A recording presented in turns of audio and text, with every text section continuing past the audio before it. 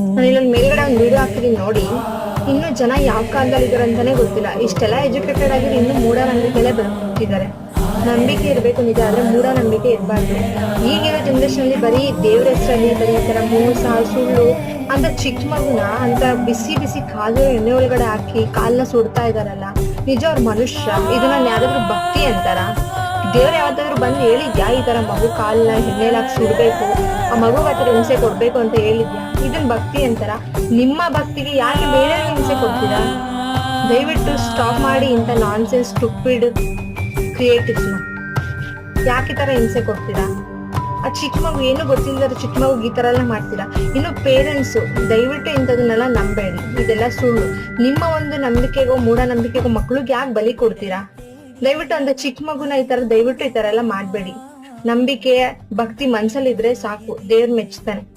ಇಂಥ ವಿಡಿಯೋಗಳನ್ನ